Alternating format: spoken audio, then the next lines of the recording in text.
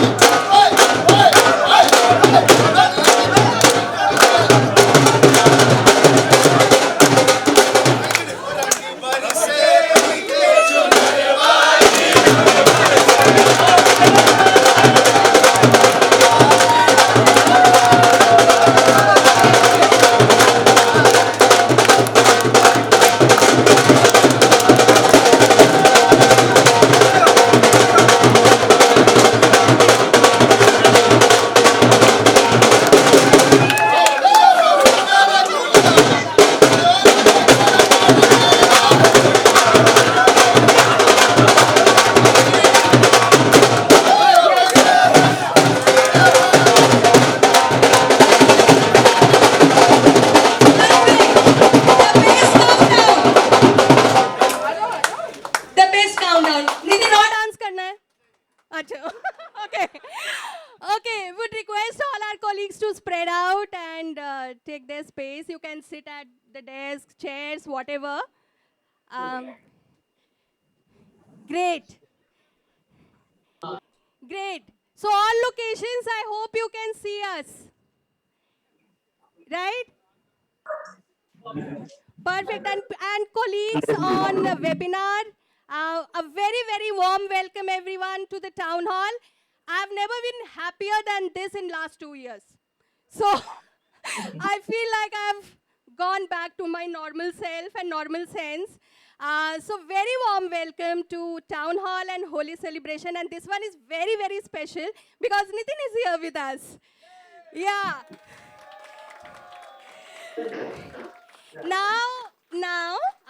Before we get on to the agenda, and obviously we'll have lots to share and celebrate, we have put together a very, very small video which talks about a lot of things about incedo. It is incedo video, right? So let's begin with that. Yeah, team, can we have the video, please?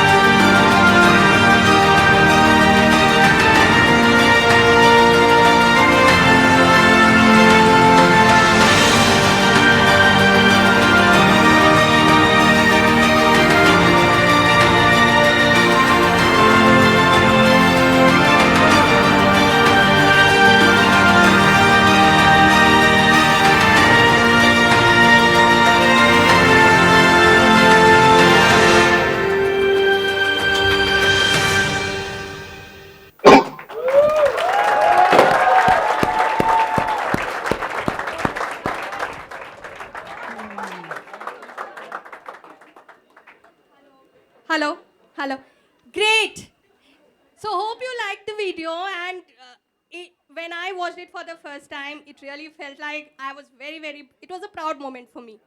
And this is what incedo is all about, and journey from here is upwards and onwards. Now, before we hand it over to Nitin, we have something very exciting. We have a lot of exciting activities planned. And there are a lot of prizes, okay? So everybody has to like totally participate.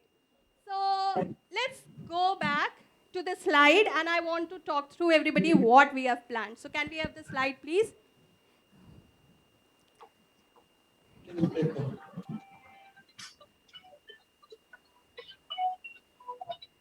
Alignment perfect hai. Second slide. Yes. Okay. So now two things, okay? And pay attention, everybody. Lifetime chance, okay? So we have two activities planned. One is, we'll begin with Kahoot quiz, which Archie will help us get through. And top 10 winners will get Amazon gift voucher of 5K, okay? So Archie will explain you what are the steps and how you can participate. Take out your phones, okay? Because you can participate, log into your mobile and participate. And second is, we have Twitter contest, okay? So if you have not created your Twitter account, do it now. Because top 3 viral tweets will get a gift voucher of 10K each. Okay? So let's do that. Yeah? Exciting? Exciting? So teams, colleagues on webinar and other locations, were you able to get the directions? We have Kahoot quiz. Yeah? Questions. Maximum, whoever gives maximum right answers, top 10 winners get 5K of Amazon gift voucher. And then through the event, we have Twitter contest. So what if when you listen to Nitin and Nitin shares incedo story and roadmap ahead, whatever are the key messages, you can post that, tweet it, hashtag incedo CEO Town Hall, please use this, and make your tweet viral. So you have to post the key messages or quotes or anything you are taking away from the town hall. Fine? So Archie, over to you. Let's make it exciting. Yeah? Thank you so much, Deepthi, and welcome everyone. Energy is there? Yes. Sorry? Yes. Can't hear you? Yes. Now better. Thank you. So, I am the roadway to the actual event, and the actual gratification would come only after the Kahoot quiz. So bear with me, because this is not the prime agenda. The agenda, the energy that we'll get after listening to Nitin sir, that would be something substantial, something really amazing. Those who have joined us over the past 2 years, this is an opportunity for all of us to witness in person the entire town hall. We have been listening to the videos, the town halls, but this is an opportunity that we should cherish, and this would be a great memorable event, a milestone in our lives, definitely. So on to Kahoot quiz. It's a simple stuff. Most of us must be aware. Kahoot.it. You can log on to Kahoot.it. And Mohit, over to you. Could you please stop the screen? Yeah, thank you. You can log on to the Kahoot.it and use the game pin that would be there on the screen. Use the game pin. If you have the Kahoot app already on your phones,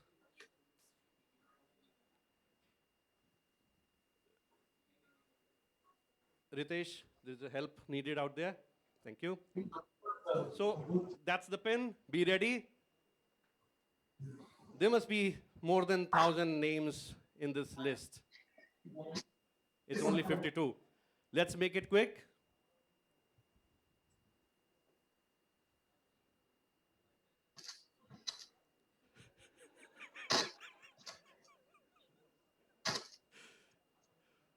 For now, bear with your personal 4G network.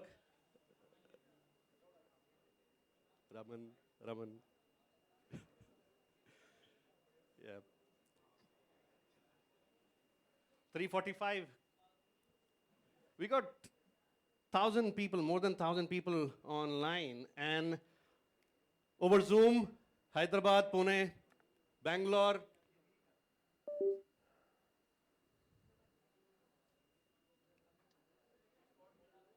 Yeah, that's a flashy screen. Nice. Great. Thank you. All you need to do is put in the pin at kahoot.it. It's hidden. Memory game.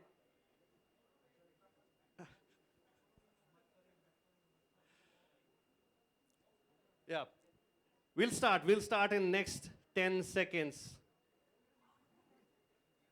We'll start in next 10 seconds. Please log on to kahoot.it. So I guess 530 people are listening actively over this Zoom.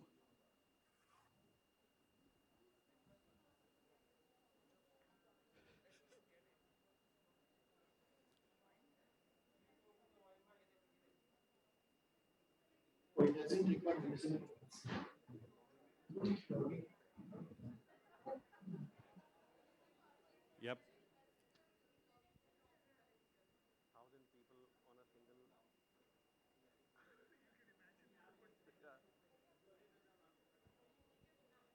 Right. So let's shoot. Let's shoot quickly. 709, 713, 5, 4, 3, 2, 1. Over to you, Mohit. Let's go with the first question.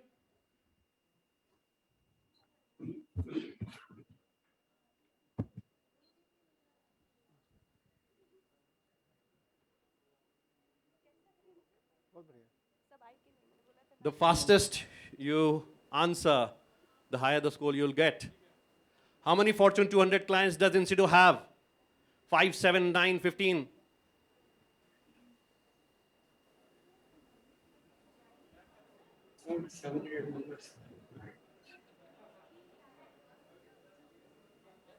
Good, good, good, good. Wow.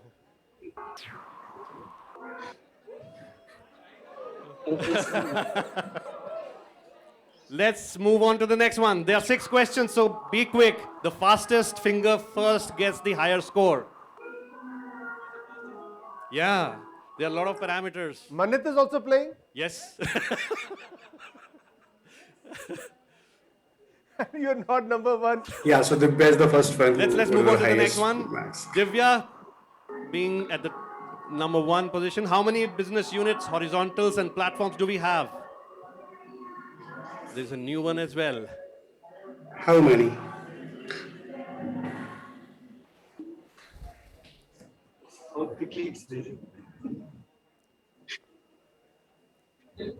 Three, two, one. Okay. So right answer is 4 views, 5 horizontal, and 2 platforms. Yep. Yeah. Yep. Let's see the score. Manat got it wrong.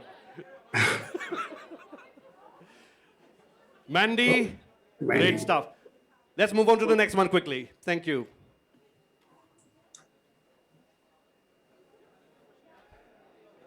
Next.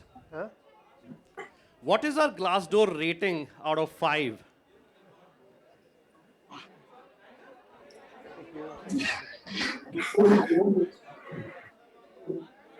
Oh, Maybe some mistake from my side. Sorry, guys. For this. all get the equal score. So Yeah. don't worry about it. So yeah, That's no our score fastest change finger for test. this. Let's move on to the next one. How many LinkedIn followers does incedo have? Less than 25,000? I don't think so.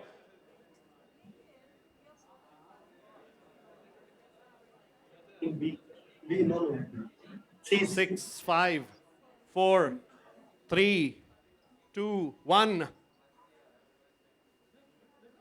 Good. Yeah. Faster, faster, faster. Let's see the score. Mandy. Oh, Meg. Mayank, Vaishnavi, Latika. Great work. 5th question coming on the screen now. What has been our organic revenue growth since past 4 years? Organic revenue growth since past 4 years. 15%, 20, 25, 30.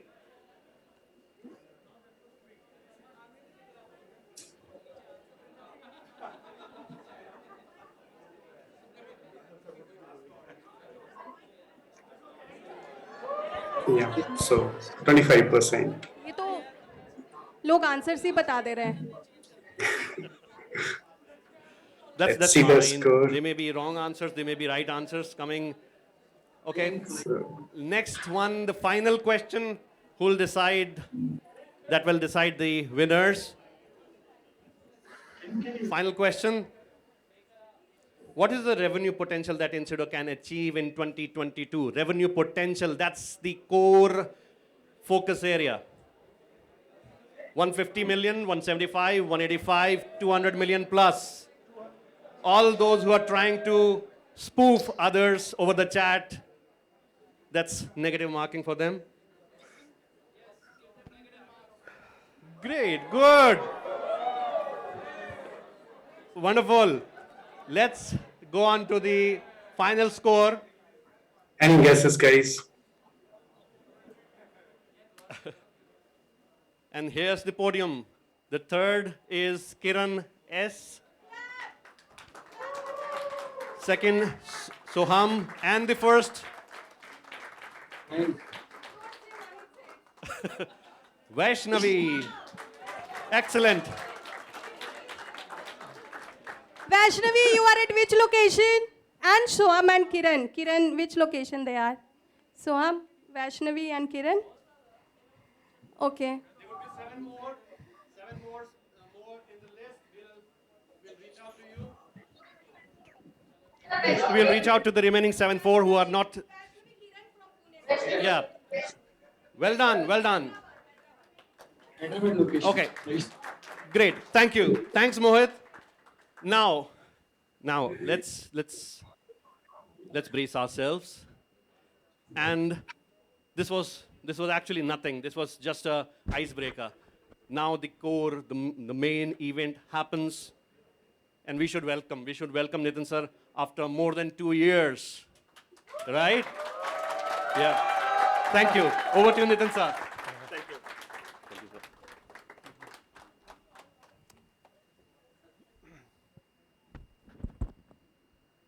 Hello.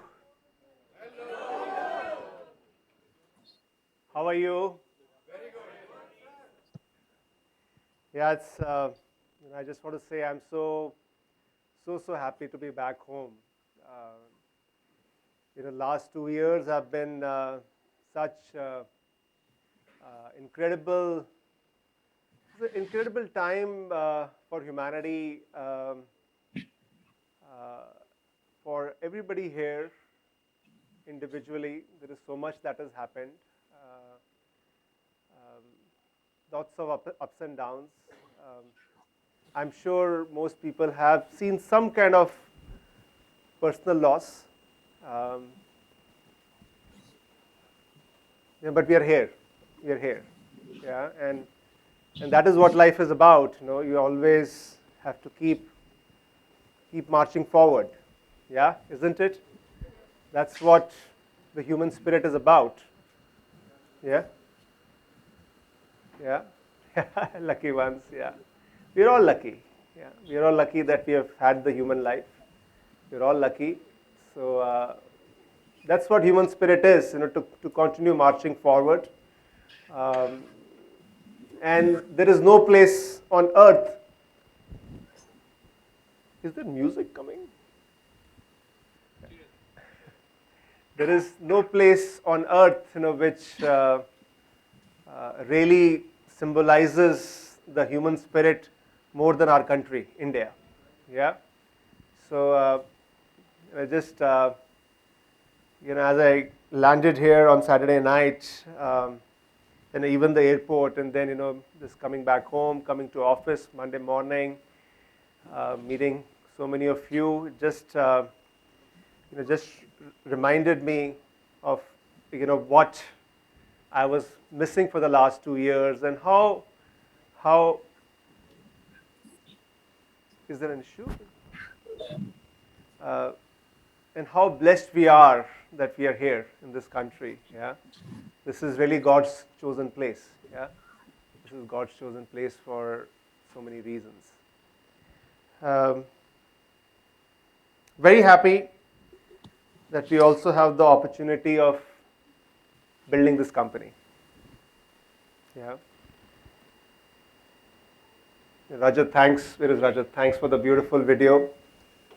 Rajat has joined as our head of marketing for 4 months back, but very beautiful, video that he has put together. So really appreciate that. What a small but beautiful uh, tribute it is to the incedo that we are building. Yeah, the intent of building a world-class company. And building a world-class company is not easy. This word world-class, it's not to be taken lightly. Yeah, it means a lot. Yeah, because it means that you are trying to walk in the footsteps of giants. You're trying to walk in the footsteps of giants, and that's not easy. Yeah, and it's a journey. We have to always recognize that it's a journey. It is not like a quick fix. Yeah, it's not fast food. Yeah, it's not, while we were Twitter contest going, it's not like Twitter or Netflix. It's not instant gratification at all. Okay, it's a lot of hard work. It's a lot of hard work, but the price of it is very, very profound. That you are able to do something significant in your life. Yeah, it's not just about the value creation. Of course, value creation is good. This company will do a lot of that. It will make a lot of people rich, and I think that is all very good. But it is something more than that. That you create something which is meaningful, which is significant, which is bigger than you, which lasts, which has made a contribution to the world. Yeah, that's what we are trying to do. That's what the ambition is behind incedo. That's the journey we started in late 2017, what we call incedo 2.0. It was a very difficult journey because when you're trying to transform something which exists into something which can go long and which is this potentially world class, it's like a deep surgery. And are surgeries fun? Yes, no? Surgeries are fun. Surgeries are not fun, my friends. No, surgeries are not fun. Surgeries are painful, no? Make a deep cut. Yeah? You have to do a lot of, tooling around, and then, healing takes time, no? If you do surgery to do some good, it also causes pain, isn't it? And then you recover from the pain before you start actually feeling good, isn't it? Transformation is like deep surgery. Make no mistake about it. And we have gone through a very difficult period. Yeah? And then last year, early 2021, we felt that we had actually done that pretty well. We had done that pretty well, what we call incedo 2.0 or the good to great, and we felt it was now the time to set the next phase, which is incedo 3.0. And the main theme for incedo 3.0 is now growth, is now scale up. Yeah.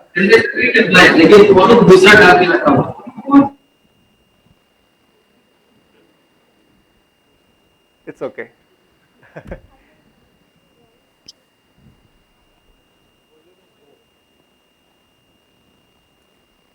Raman, is there a way of stepping up the volume? Check, check, check, check.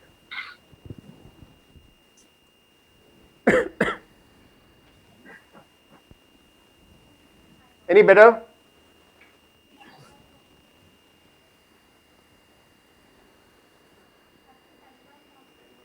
Has anybody checked how bad the volume actually is? Archie, is it possible to check how bad the volume is?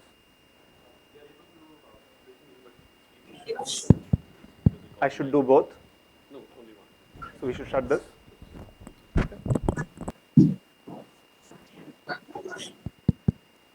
Hello, is this better? Friends on Zoom, is it better? You still can't hear anything? Or is it better? Okay, cool. Yeah, so last year we felt we are now ready. We're now ready to really launch on a journey of scale up. Yeah, Zoom. Yeah, Elon Musk, Jeff Bezos, they've been sending rockets into space, no? Yes, you guys are following? Yeah, how much effort it takes to get that rocket ready, but when it goes, it goes. Yeah. So that's what we felt. We made that effort, but we are now ready. So we launched incedo 3.0, and with the ambition of scale up, and that also any journey needs to have a certain milestone. That with the ambition of taking the company public over 3 years, which is somewhere late 2023, 2024. I'm very happy to share with you that over the last months, we have had a number of conversations with a lot of people in the industry, in the market, bankers, investors, and we think, and there's a lot of support for that. Yeah, so I just wanted to share that with you. I think taking this company public will be a pretty big milestone, and I think we are progressing towards that. Yeah, so I think it will take the company like a rocket into a very different stratosphere. Yeah, you can clap. I think it's something worth feeling good about. Yeah.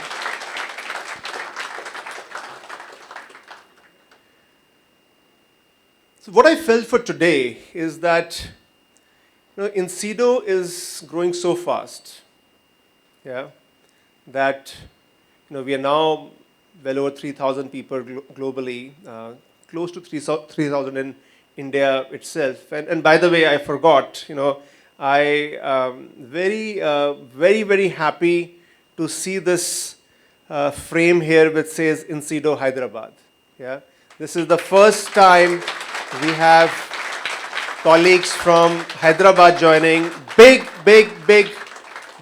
welcome to our family in Hyderabad. Really happy. It's we had planned to set up our Hyderabad office before COVID happened, and just it happened, and then the whole plan slid. But I'm so happy Hyderabad is now there, and I was talking to Srinivas, who's our site head for Hyderabad early in the week, and we have great plans for Hyderabad. I think it's a fantastic location, so I'm very confident that this will really grow. Yeah.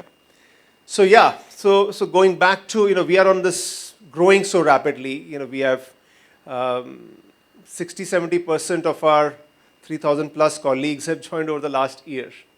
Yeah, and that too remotely. And in this period, incedo also has been evolving. What does incedo mean? What do we do? So every time I do a session with new hires, there are these questions about what is our differentiation, what's our strategy? All of these very important questions. So I thought, let's go back to the fundamentals. Let me share with you the incedo story. Yeah, the incedo story, the moving picture, all the foundations. Yeah, because I think in any journey is about the why, what, how, isn't it? Why we want to go on a journey, what is it, and then the how. Yeah, and the most important aspect is the why, isn't it? Is the why. Why are we even here? Why are we even here? Yeah, and it is very important that collectively, see, because even the journey from here is not going to be easy. I am not promising you anything which is easy. I am not in the business of selling fast food. Yeah, it is not easy, but it will be amazing. It will be amazing.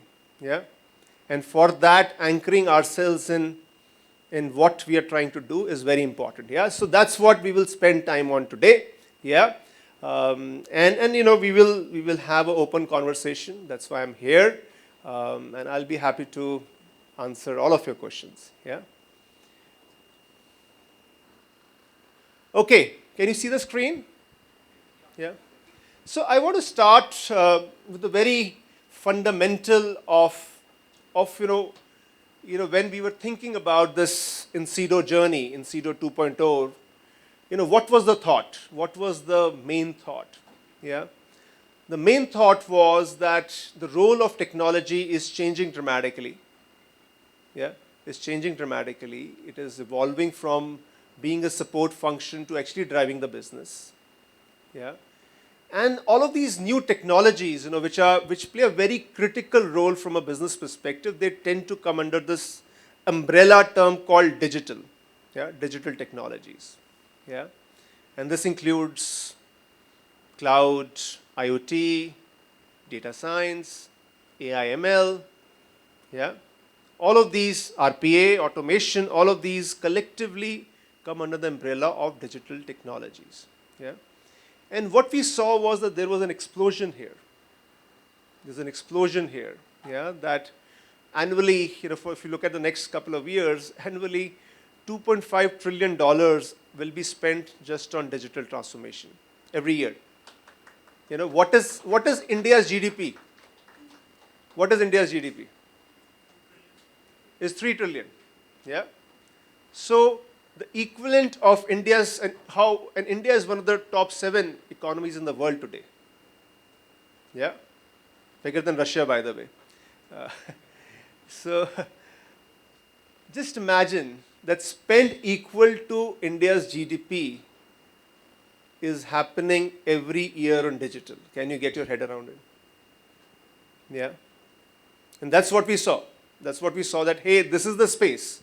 If we can be relevant for clients in this space and continue doing that, then the market space is not a constraint.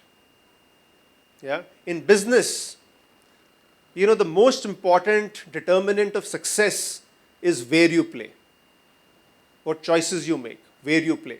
Yeah. So this was our choice. But while there was this very attractive number of $2.5 trillion per annum, and actually over the next 3 years, $7 trillion. Yeah, massive number. And it's not that we discovered that. Yeah, we saw it. But so do so many others in the market. Yeah. Archie, the volume still seems to be okay.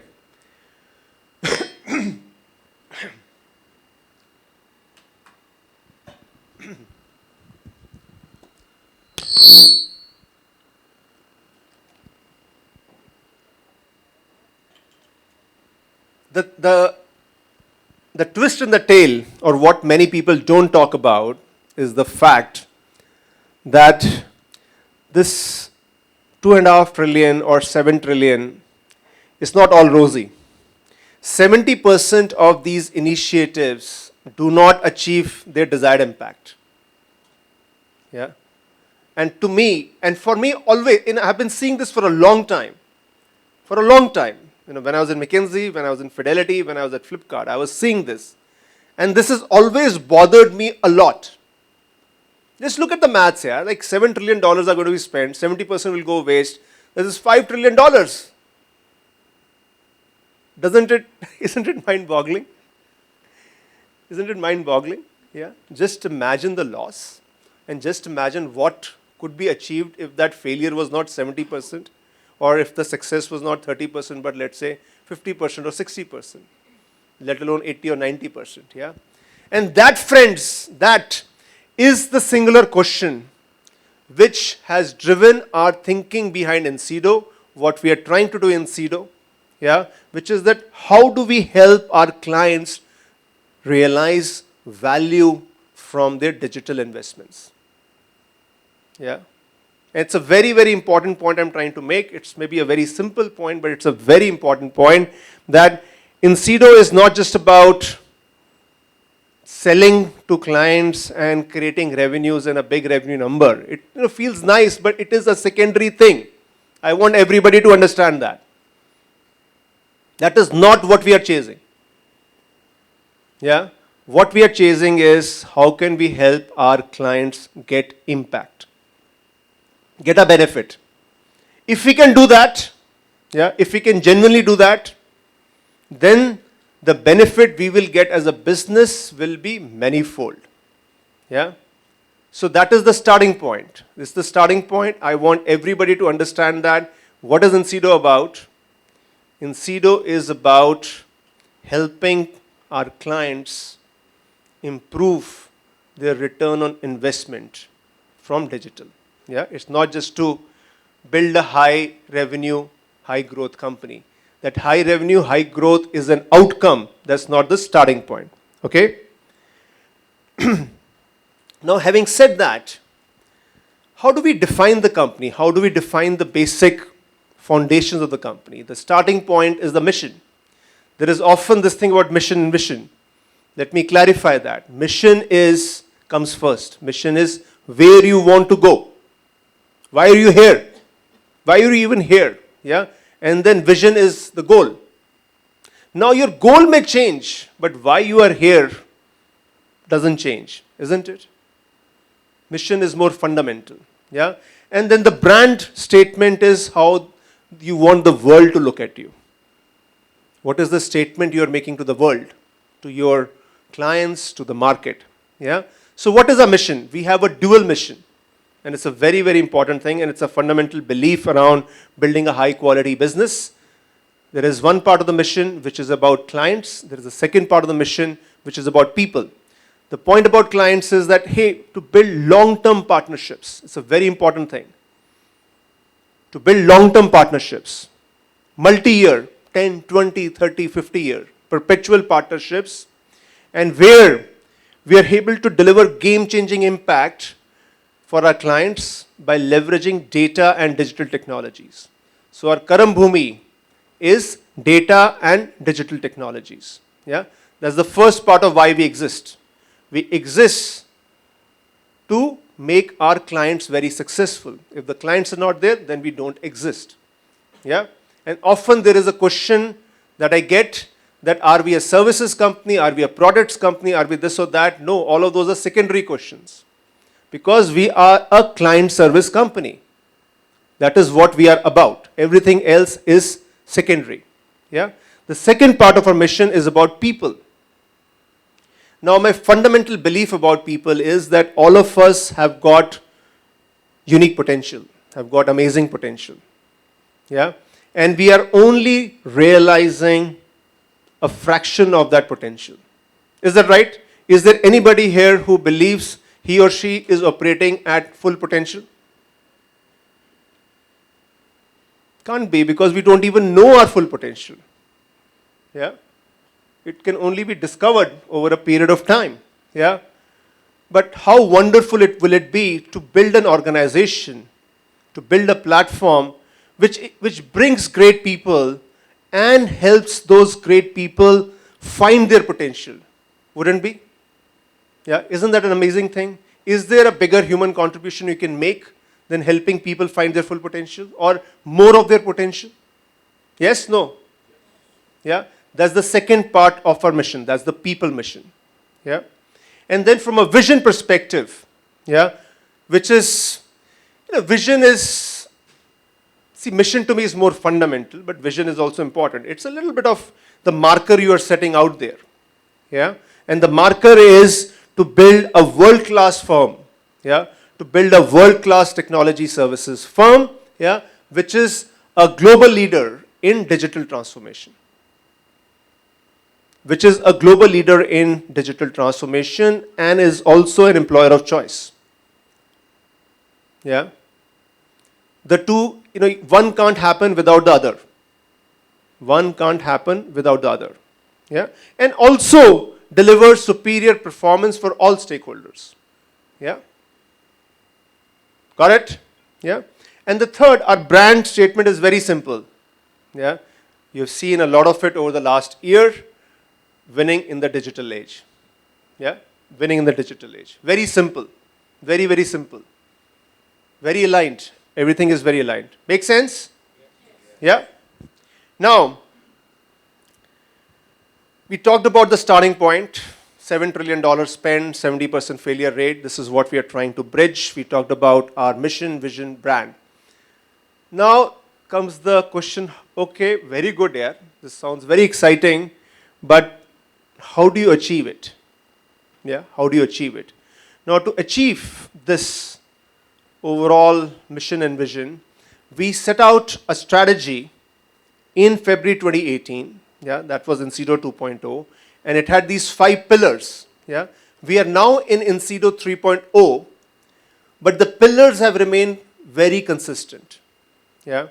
And that's something which you need to know. The pillars and the fact that it's very consistent. Yeah? See, most times we lose our way because we start somewhere and they say, no, no, no, yeah, I have to go here. No, no, no, no, I have to go here. Yeah? And the great thing about our incedo journey is the consistency. Because that consistency is born out of deep conviction. Yeah? Deep conviction backed with solid market facts. Yeah? You need both. Yeah? So, sorry, before I get there, important point to make, which is before I introduce our strategy pillars. So, taking this whole, the nature of the firm, which we were talking about, our mission and vision, to the next level, yeah, if we describe that more, yeah, there are these 6 principles, which are the foundation of our DNA. Yeah, anything that grows is through its DNA, isn't it? That's the source of life, DNA. How does life happen? Because the DNA perpetuates. Yeah, is the same for organization. Organization is like a living being. Yeah, and for that living being, the DNA has to be good quality, no? Yeah. So what is our DNA? How are we trying to define our DNA? And our DNA is defined by these 6 principles. The first is intersection of business and technology. Yeah, that's a fundamental belief, to operate at that intersection. The second is built for the long term. Yeah, our fundamental belief is that good things happen over a period of time. Good things happen over a period of time, and that underpins our philosophy around clients, around capabilities, around people. Yeah. The third is around depth over breadth. Let me explain that. Now, the core, what we are trying to achieve is excellence. And for excellence, you need focus. Is that right? Yes or no? Yeah? And that is depth over breadth. Our objective is not just revenues. If the objective is revenues, then we will go for breadth. We will go for whatever opportunity we can realize. Yeah? But that is not our goal. Our goal is excellence, to do things well. And that is why we have chosen depth over breadth, which is, by the way, very different, very, very different philosophy than most of how the IT services industry operates. Yeah, which is all about breadth, which is all about being opportunistic. Yeah, and what does it mean? We have 4 verticals. We have stayed true to those 4 verticals for the last 5 years, and I think we'll continue to for over a period of time. And we focus on limited number of clients. We're not trying to generate 200 clients. That is not our objective. Yeah. Quality talent, very foundational. We are trying to build a quality firm. The foundation of that is quality talent, which is working on quality clients. With those quality clients, we are doing high quality work, which gives great, is paid highly, yeah, gives a great profit, and through that great profit, we can give a great reward to that great talent, and that's how the system perpetuates. Yeah. So that is the formula for a high quality firm, and that high quality firm is anchored on this, which is high quality talent. Yeah, and then it's a virtuous cycle. Focus on business outcomes, and I already started with that. The 70% failure rate question. Yeah, that's the fundamental question for us, not the 7 trillion. Yeah, that is focus on outcomes. And finally, thought leadership. Thought leadership. It is not just about showing up to the party and having polite conversation, that you're bringing a thought process. You're bringing a thought process. Yeah, you are being proactive. You're not just being an order taker, that, hey, this is what needs to be done, can you do it? No. Of course we will do it, yeah. Of course we will do it, but it is something more than that. That we want to develop a thought process of how our clients can benefit, how our clients can transform, and that's what we bring to them. Easier said than done. Yeah, we have been making efforts towards this, but this is a foundation. Yeah. So these are the 6 pillars, the 6 principles which define our DNA, Yeah.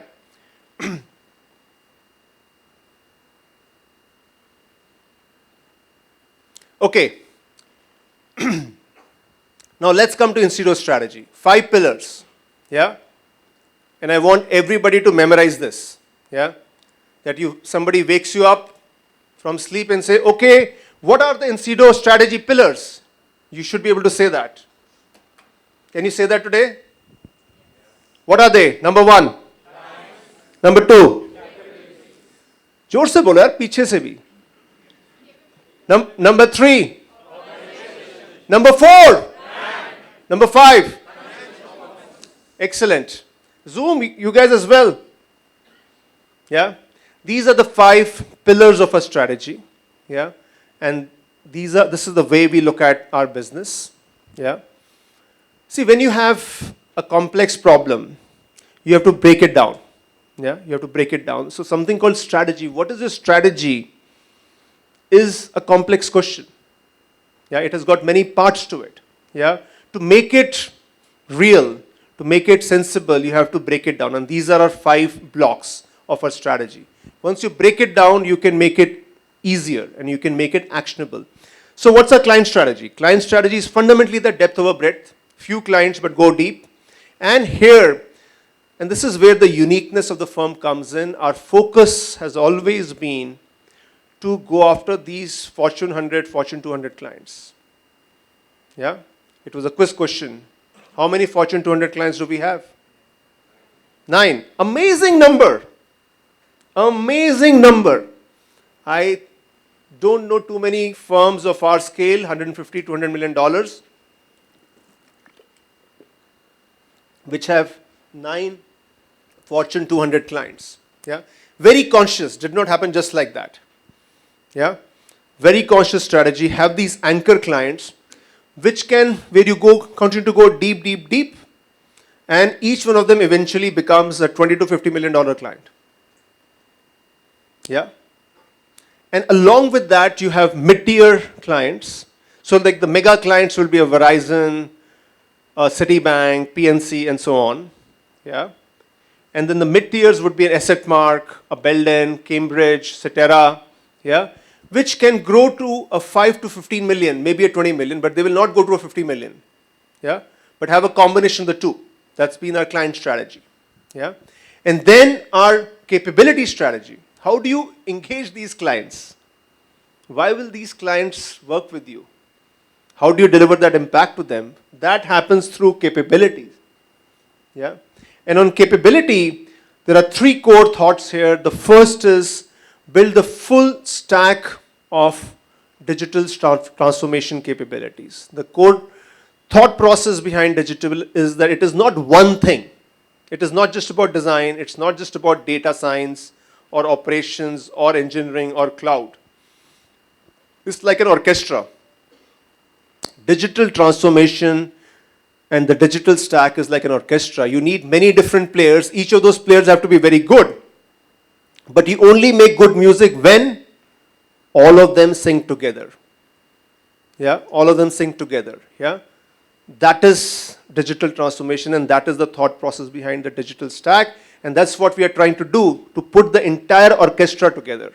So you have the violin player, you have all of the different saxophone player and all of that, you have all of them, but they are also able to make good music together. Yeah. Then a core part of that are the platforms. Our view is this boundary between services and products is blurring. Yeah. And there is a great value to this IP, to thought leadership. It was one of our principles, and that is why we are investing in platforms. And we have 2 platforms, Lighthouse and incedo Pay. Yeah. And finally, this 2-speed implementation model, yeah, something which has now become like Bible for us, which we use with each client. We are in a very complex world, this VUCA world. If you read my book, I talk about it a lot. Yeah, volatile, uncertain, complex, ambiguous. In a VUCA world, it's very dynamic. So long term is very hazy. Yeah, so there is therefore a great focus needed on execution, short term, here and now. Yeah, that is the speed 1. That is the speed one. But just speed one is not enough. Along with that, you also need the big picture. Yeah, and that is speed two. So you need both of those. You need both of those together, and that is the foundation of how we operate with our clients. Yeah. Organization, probably the biggest of these blocks. It's a very nice diagram, 5 equal circles. If I were to draw them to scale, yeah, this circle, organization, will be bigger than all the circles. Yeah, will be bigger than all the circles. It is, this digital space is a very high growth, high demand space. You can build a business, but to really make a very successful business which perpetuates, you need a great organization. You need the great organization. What are the elements of that? What are the elements of a strategy? Number one, the light leadership DNA. Yeah, the DNA that we talked about, the 6 principles. You need a core set of people who actually exemplify that, isn't it? It is not in the abstract. Yeah, the DNA has to come from somewhere, no? Yeah, and then build a distinctive culture. Yeah, what is culture? Culture is what people do when nobody is looking. Culture is how work happens. Talent development. Yeah, how do you grow talent? How do you grow talent from within? A world-class and consistent employee experience. And finally, grow our footprint. Yeah. Again, one of our beliefs is that different parts of the world offer some unique talent opportunities. Would you agree? Yeah. And today our company is largely US and India. Yeah. And we are missing out. India is phenomenal, it's great, it's probably the largest, it's not the largest talent source which is there in the world, but still there are some things which are better elsewhere. Yeah, and that is where important part of strategy for the coming 3 years is to grow our global footprint, and we have chosen to grow in Mexico and Canada. And by the way, that's a great growth opportunities for everybody here. Yeah, because we want this to be like a global footprint, not individual or even versatile competing locations. Yeah, and we think it's a great opportunity that people start their career in India, can go to the US, can go to Mexico or Canada, and equally from there come to India. Yeah. Brand. To build this, what is our final vision? To be an industry leader in digital transformation, and that's the brand we want to establish. Yeah. And our book, Winning in the Digital Age, gives us that positioning. Yeah. And a lot of our efforts have been around that, that the book helps really establish the brand, and we have been very successful with that over last year. And finally, to make it consistent, the brand perpetuates, when it is consistent. I have spent a large part of my career in McKinsey. McKinsey has well over, is there in well over 100 countries. Whichever office of McKinsey you go in one like nanosecond, you can make out this is a McKinsey office. And then you talk to somebody from McKinsey in like 2 nanoseconds, you can figure out it's somebody from McKinsey. Yeah? That consistency is very important in perpetuating a brand. Yeah? And finally, financial performance. Yeah? Financial performance. The space we are in, see, it's important to do good, and it is also important then to be seen as good. Yes? Yeah? Here, I am very good. I know a lot. I've studied a lot, and I know a lot, but I am not doing well in exam. Is that right? Yeah, you have to do well in exam also, no? Yeah, and this is the exam finally. This is the exam finally. That you have to have some metrics, which the market will also look at. Eventually, the real test of anything is the market. Inside our house, all of us are like world class, isn't it? For our parents, each one of us is the best, isn't it? Yes? Yeah? But when you go out of your house, the real test starts, isn't it? And the market is the test. What is the market saying? Yeah? And what the market looks at, number one is your organic growth. Yeah, your ability, if a business is good, it should be growing organically over a long period of time, and that very good number is 25%. Yeah. The second thing is, okay, not only is it growing, but it is growing in a profitable fashion, isn't it? Are you really, a good business, or you're just buying business? When I was at Flipkart, for a lot of our product lines, our gross margin was negative. So we would sell more and we would lose more. Is that a good business? Yes or no? It's not a good business. Yeah? You grow, and you grow in a profitable fashion, and that's where gross margin comes in, which is at least 35% gross margin, and net profit, a 15-20% net profit. Yeah? And finally, you need to achieve a certain scale. And our target on that is $250-300 million over the next 3 years. Yeah? So we set this out in 2021. So by end of 2023, we should be at that level, a $250 million. Yeah? So in one page, I have summarized the entire incedo strategy for you. Make sense? Yeah? Okay, now we will do a deep dive into each of these elements. Yeah? So clients, see, and again, very important facts I'm sharing with you, and you should feel so proud of these facts. Yeah? Because these are incredible set of facts. Yeah? Our client picture. Yeah? There are 9 clients which are Fortune 200. Look at the Fortune 100 list. Verizon, Citi, TIA, Cisco, Genentech, Roche. Yeah? Fortune 200 list. Gilead, US Bank, PNC Bank, Fidelity. Unbelievable. Unbelievable. Yeah? Each of these clients has the potential to become a 25 to 50 million account. Yeah? Because the spend for these companies itself, for many of them, it's multi-billion dollars. Yeah?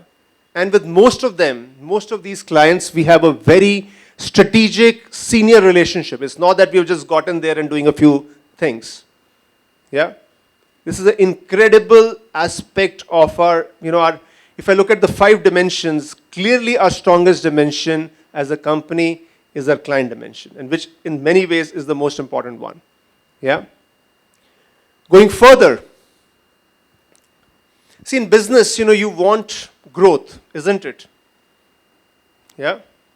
And here is this incredible picture. We have this maturity curve. So we have a Verizon, which is already at that scale. We talked about $25 to $50 million. It's already at that level, $35 million. Yeah? And we have the demand potential to do well over $50 million this year. Vikram, is that a fair statement? Yeah? Verizon is already there. Belden, and how many of you working on Belden here? The Hirschman team. Yeah? Do you know this? The Belden account is $25 million. Yeah? That's already getting to a next level. Genentech. How many people here working on Genentech, Roche? Yeah? There's one person there. Yeah? There's one other here. Yeah? Genentech, $12 million. Yeah? And then you have a bunch of accounts which are $5 to $10 million. Assetmark, Cambridge, Cetera, A10, Syneos. And I think at least 3 of them, Assetmark, Cambridge, and A10, I am certain will cross $10 million this year. Yeah? And then you have some biggies like the 3 big banks, Citi, PNC, US Bank, TIA, LPL, Fidelity, Altus, Cisco, all mega companies where we are still 0 to 5 or 1 to $5 million. Yeah? So do you see the point here? Number one, we have already demonstrated, it's not like a story. We've already demonstrated our ability to engage clients deeply over a number of years and do this. And to do this. Yeah? A $25, $35 million account is not small. For anybody, even if it's TCS, it is not small. Yeah? So we've already demonstrated that, but equally we have so many opportunities. Those who are in the 5 to 10 million, they are well poised to cross 10 million. Pamela, some of your accounts here, is that true? Yeah? And there are many which are still very early stage with explosive potential. And if I was to put on an investor hat, yeah, and that why are investors super excited about incedo? This is the one picture. This is the one picture. Yeah? You look at the quality of clients that we have and the stages of maturity that we have. Let's keep going. Capabilities. Again, a very important slide. We talked about full stack digital transformation capabilities. And a great thing that we have done as a firm over the last couple of years is that we have built that full stack. Yeah?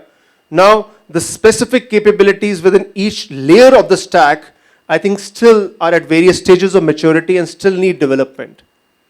But the stack itself, the stack of offerings, has come together in a very, very beautiful, powerful way. And this is what we offer to our clients. This is the one slide that we share to our clients. Yeah? The starting point often is design, customer experience. Young team. I know if any from our experience team are here. Young team, but amazing work, amazing client impact. Yeah? That is typically the starting point of a digital transformation journey. Yeah? Then you get to data and insights, data and AI. Yeah? As we started this incedo 2.0, that was really our first move. Yeah? That was really the first area where we started to build a very differentiated set of capabilities. Yeah?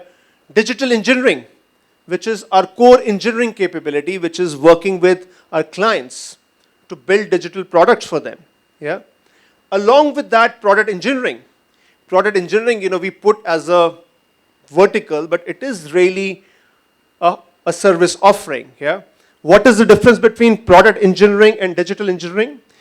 Product engineering, we are building those platforms, but for product companies.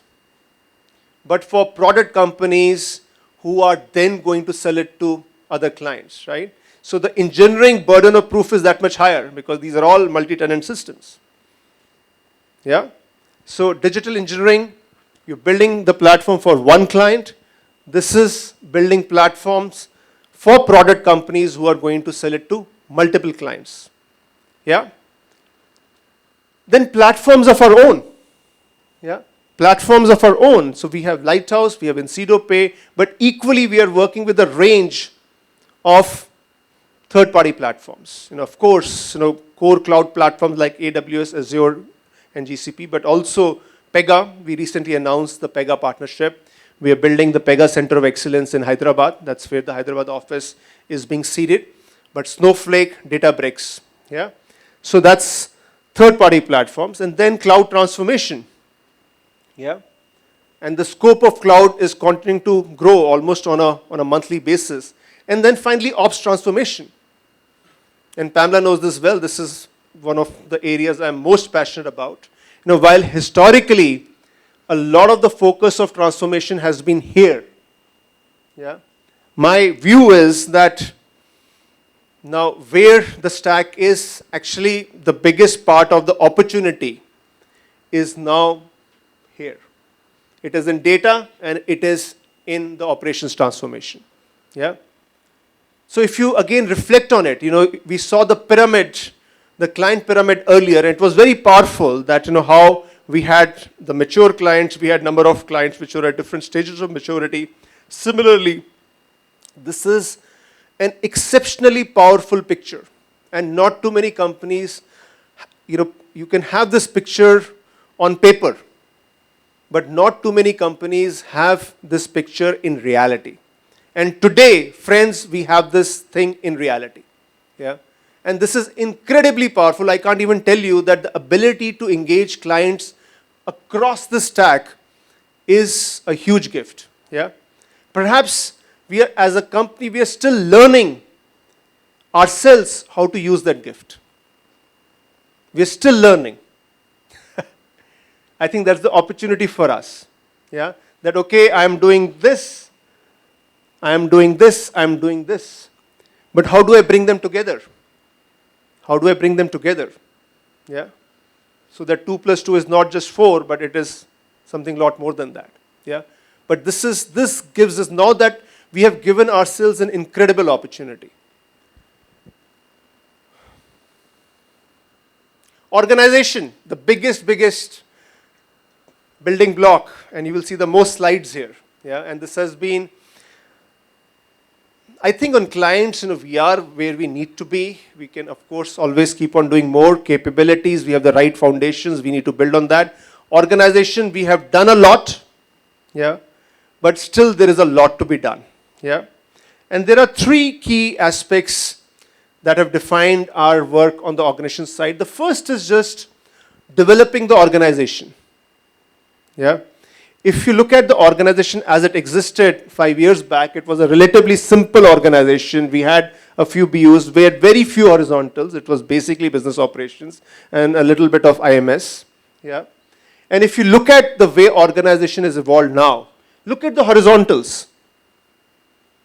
Yeah, look at the horizontals. Data AI, design, digital engineering, platform engineering, Kulpreet's team, cloud, and most recently cybersecurity. That's Archie was making a pitch for that. Yeah, we should have a round of applause for our most newest horizontal.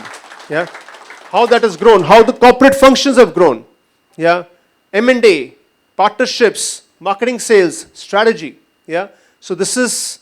So just a picture, right? It's not, you may not be seeing this picture every day, but how our organization has grown. The second aspect has been talent. Yeah, I don't think you can necessarily read it here, but this is the number of senior leaders that we have brought in. Yeah, and it's if you go through the names and their backgrounds, it's an incredibly powerful picture and a very privileged picture. I feel really humbled that so many outstanding leaders have put their trust in this organization. Where we are acquiring the talent from has evolved. We have been able to attract talent from the best consulting firms, from the best product companies, from the so-called digital natives. If you look at our pyramid, it's a small picture, and I don't know if you can see it. See, if you look at the picture, 5 years back we were a top-heavy organization. Yeah, we were a top-heavy organization. We had around 30 VPs and SVPs for an organization which was much smaller. Yeah, we still have, that number hasn't changed much. Yeah, while we have brought in a lot of people have left as well. That 32 has only gone to 36, while the organization has become 3 times. Yeah, but what we have really done, and which is the engine of our growth, is what is called the middle management layer. Yeah. I hate the term middle management because it kind of suggests that, senior management is more important than the middle management. That is, I don't see the word that at all. But you look at this, yeah, the director layer, from 24 to 53, associate director layer from 29 to 57. Yeah, that is where the real strength, that's where the real strength and scalability of the organization is happening. Yeah, very powerful point. And finally, mobility. We need to do a lot more of it. That's part of our strategy. But already there are some very good examples. Yeah, if you look at a lot of our leadership now in the US, they've grown from here. Ashish Gupta. Yeah, how many people know Ashish Gupta here? Yeah, head of our data and AI practice. Yeah, I think many of you might have been hired by him. Yeah, he's now in the US playing a super critical role. Pratul Chopra, heading a telecom business. Yeah, great examples. Yeah. Internal mobility. Nayan Padge was an account partner at Cambridge, is now working along with Gagan to build out the TA function. Yeah. So a sales guy going on to take a TA leadership role. Isn't that amazing? Yeah. And friends, those are the opportunities that incedo is able to offer. Yeah. Those are the opportunities that incedo is able to offer. So please, whenever I meet a new person who's joined incedo, I always tell them, don't think in a box, yaar. Don't think in a box. Incedo is a very big ocean, okay? It has got more things than you probably know. And look at the big picture. What you probably want to do, what you are even thinking of, is here. You don't need to define yourself in a very limited fashion. Yeah? But this is something we need to do better. Yeah? And we are going to talk about that today. Culture. How are we trying to drive culture? It's a complex question. There are many parts to it. There is the starting point of it is establishing common sense of purpose, the mission, vision, values, and that's why I talk about it so many times. Yeah, very clear strategy in incedo 2.0, incedo 3.0. The second aspect is employee engagement, and a number of things have been done here. We completely revamped the benefits last year. Rewards and recognition, incedo cares, and COVID. How the organization stepped up and responded in COVID. I think it was very special, and to Sashank and Anand Pandey and many others, who led that effort, a big round of applause.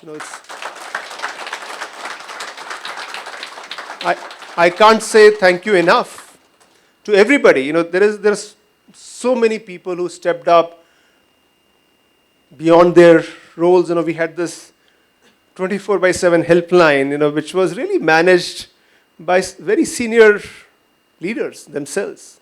Yeah, I think the COVID response, the real test of an individual or organization are these moments of truth, and I think COVID was as much of a moment of truth as you can ever imagine, and I think we lived up to it. Yeah. Our core talent management practices, the work that has been done on the onboarding program, the work, so many things, Sri Kumar is here, that have been done as part of the Incedo University. I was giving you a hard time yesterday, and because there is so much more that needs to be done, but let's also celebrate so much that has been done. Yeah? So much that has been done. So there is a lot that has been done on the culture, but there is still a lot to be done. This is still an unfinished agenda. On client, I feel very good. We're already there. We can, if we just execute on that pyramid, we'll be great. On capabilities, again, we have that nice house picture. That framework is there. All service lines are there. We have to build that at scale. But this picture, we are not even 50% there. Yeah, I just want to be clear. We're not even 50% there. There is still a lot to be done. So Shailaja is here. Ankush is here. Where is Deepthi? She's hiding somewhere. She's here, not in US. Okay, she's. So lot of work to be done. Akanksha is here. So on the whole HR front, good job. Lot is to be done. But to really build the firm we are trying to build, still kahani abhi baki hai. Okay, the impact of all of this. We have, there are a lot of things we can really be proud of. We sometimes beat ourselves too much, but if you look at some of the facts, attrition, our attrition a couple of years back was like, was very high. We reduced our attrition levels almost by like 15%, yeah, which is incredible. And really, Shailaja and Deepthi, who led the charge in those years, a big shout out to them. Now the attrition has increased over the last 12, 18 months of COVID, yeah.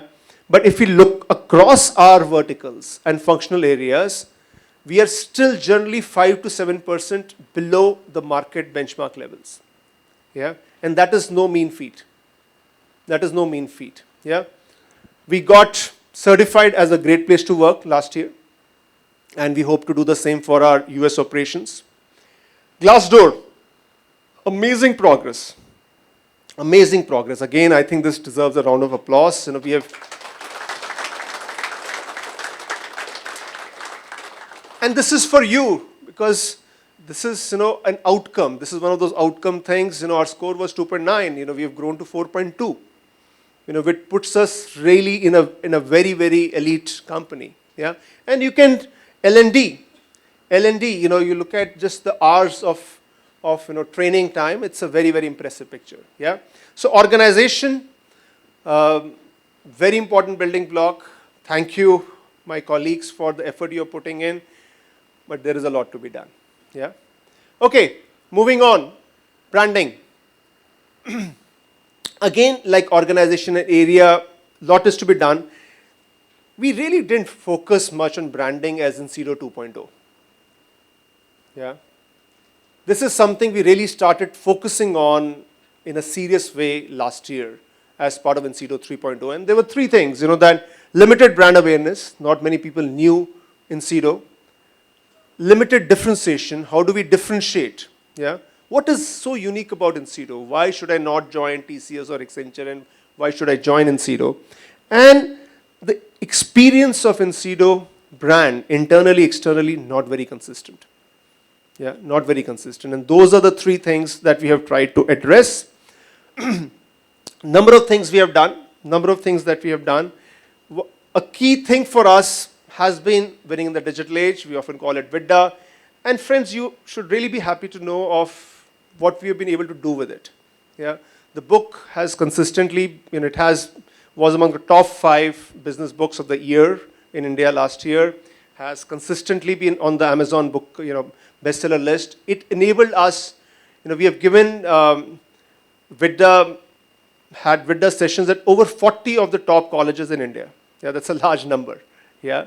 So, this has been very helpful in terms of increasing our brand. And again, if you look at some of the key metrics, Archie had that in his quiz, we started 2021 with, 30,000 LinkedIn followers or something like that. And, we ended the year at more than 100,000. Yeah. So it's, again, I think this deserves a round of applause.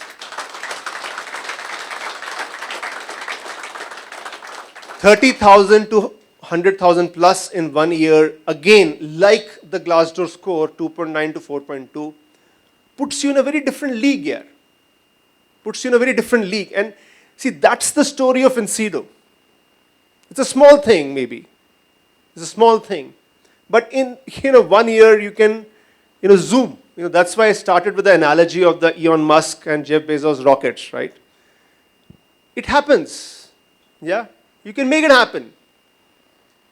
Yeah? We have seen it, that in 1 year, what a step shift we have been able to make. Now, make no mistake, the work behind it was not just 1 year. There's a lot that went into it. Yeah? But this is the potential of incedo, friends. This is what incedo is doing in so many areas and will do in many more areas.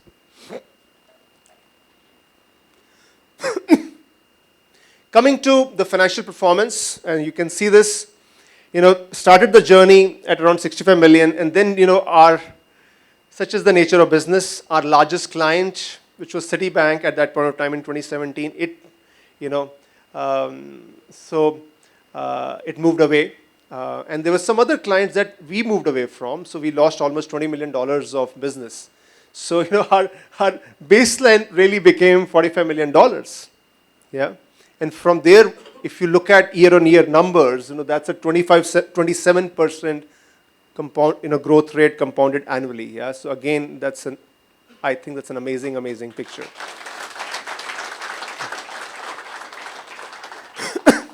The next dimension is profitability. Historically, our growth was limited, so was our profitability. We had never really been able to grow beyond 5% EBITDA. EBITDA stands for earnings before interest, taxes, and depreciation. And that's really like a net, like an operating profit. And we never crossed 5%, and now we are consistently in the 15% zone. Yeah. So there is at least a 10 percentage point improvement on our profitability on an annual basis. Yeah, again, I think so we have achieved 27% growth while improving our profitability very significantly. And the most interesting thing is that if you look at our spend, while we are at this 15% EBITDA, if you look at the investments we are making in capability building, yeah, that is 7 to 8% of our P&L. Yeah? And these are all investments that if we did not do it, our revenue would not suffer. These are all for the future, all for building the right organization, the right capabilities, and to have great impact with our clients. Yeah? So if we wanted to maximize our profits, we could take this off, and our profits would be 22%. Yeah. But that's not what we are doing, and that's not what we do any year. Yeah. But I just want you to understand that in very quantitative terms. Yeah. Because often there is a question that what is the investment the company is making. This is the investment company is making every year. It equals 8% of our revenues into capability building. Okay. But despite that, we are at a very, very healthy profitability. We have grown our profitability, and I expect this number, which is around 15%, over the next 2 years to be more in the 20-25% range. Yeah. Okay. So to bring it all together, yeah, you're now getting the 5 pillars, our strategy. Yeah. Very simple, very consistent. Hopefully you find it to be very consistent. Yes or no? Yeah. Very logical. Yeah. Now let me also give you a perspective of the market. I have so far not talked about competition, did I? Yeah. Because my fundamental belief is that, hey, don't worry too much. If you do the right things yourself, it's such a big market. It's such a big market that if you do the right thing yourself and you have the right set of clients, you will grow. It's not a problem. So I do not believe in thinking too much about the competition. There are so many of these Usain Bolt. You know Usain Bolt? There are so many of these Usain Bolt pictures. Have you seen it? He's like happy. He's, his arms are up and he's resting the tape. And you look at number 2, 3, 4, they're looking sideways. You understand what I'm talking about? Those who keep on looking at the competition, how is that person doing? He's in front of me. Arey Baba, the race is like 9.5 seconds. And you're still thinking about that. Yeah? And the person who wins is the person who is flying with the wind. Yeah? So that's my philosophy. So I don't like to think much about competition because I believe the business we are in and the business model we are building is so powerful that demand is not a question. Yeah? But when we look at the investor market, investors don't have that confidence, do they? Yeah? They are looking at the market. Yeah? So we have now also begin to map the market and how we want to position ourselves. Yeah, we have spent quite a bit of time on that. Manat, I know if Manat is here. Yeah, he's hidden somewhere in a very smart kurta. So Manat and his team have been putting together this picture and I want to show you. And it's a very interesting, powerful picture that comes out of the market and how we are positioned. So mapping the tech services market is not easy. It's a very complex, multi-dimensional thing. Yeah. To capture it in one picture, which is two-dimensional, is a little difficult.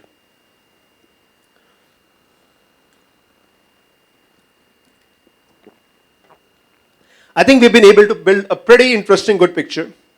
Thanks, Suruchi. Yes, I've had some water. So on this dimension are the buying centers. To sell something, what is the most important thing? Is the buyer, isn't it? Yes? Yeah. So who are the buyers? So there is R&D, there is the CIO organization, there is the business, and then there is what we call the business plus tech, which is both. Yeah. And then the question is, what is it that you're selling? Yeah. We saw the pyramid. How does the market define it? There is consulting, there is design, there is various type of engineering capabilities, there is AI data, operations, infrastructure management. Fair list? Yeah, fair list. Now, if you map the buying centers and the type of services, you have different pockets. You have the pure product engineering players. Yeah, pure product engineering players. Ultron, Persistent. You have the mega IT players, TCS, Infosys, Cognizant, Wipro. You have the consulting players, McKinsey, BCG, Bain, Deloitte, PwC, EY, KPMG. You have the large operations players, Genpact, EXL. You have a bunch called the digital engineering bucket, which has grown over the last 5 years and become very attractive. EPAM, Global Logic, Globant, ThoughtWorks, and Endava from India, maybe Happiest Minds may also put themselves in that bucket. Yeah? How they are different from these players? They are focused on the digital stack. They are focused on the modern digital stack. Yeah? And we see ourselves playing in this bucket, which is the business plus tech bucket. Yeah? And which is providing services which are across. It's not unique that we're in that space. Accenture plays in that space. ZS, Shashank is here, spent a long time building out the ZS capabilities in India. ZS is here. They play across the services. Is that right, Shashank? Yeah? Now, the fascinating thing is that everybody in this map, whoever they are, whether they are McKinsey, whether it's Genpact, whether it is TCS, whether it is the digital engineering players, whoever they are, everybody is trying to move to this box. Because this is the most attractive, the most high growth box. That's the very interesting part. Yeah? But the point is, it's not very easy for them. Because if you are McKinsey and your DNA is that of consulting, it is not possible for you to build that core engineering DNA. And if you are TCS, your DNA is, on the other hand, engineering, is technology. It is not that easy for you to build that domain and problem-solving DNA. But we, friends, are being born with the combination of DNA. And that's why I spend so much time helping us understand our DNA, which is a combination of capabilities. Yeah? So that is what, so this space is the most high growth space. This space alone is growing at 18% or more per annum. Yeah? And we are placed extremely well within this space. The set of players who we believe are the closest competition is actually this bucket. When the market looks at us, they compare us with this list. The EPAM, Endava, Global Logic, ThoughtWorks, so on. Yeah? And if I compare with this bucket, again a very, very, it's a very busy slide. You may not be able to see it. But again, Manit and team have done an extensive comparison, yeah, with these players. And I can tell you on these different dimensions, how we stand. In terms of clients, I think we are superior to almost anybody I see. Yeah? On the portfolio of pyramid of accounts, again, I think we are very well placed. Maybe the bottom of the pyramid we need to increase. Yeah? That, over the last couple of years, our entire focus has been on building depth, but I think it is time that we need to do some NC as well. So Anuj is aware. On product engineering, now I am pushing. Okay, very good. You have built Tripwire, Belden, A10, good job. But you know to go and get some new clients as well. And by the way, delivery can play a great role in that. Yeah. So there is something to be done there, but generally we are very well placed. Capabilities, we have a great stack of capabilities. But there is something where we have a weakness. And that weakness is in the technical depth. Yeah. So that core technical depth, architect capability, both in US and India, is something we need to strengthen.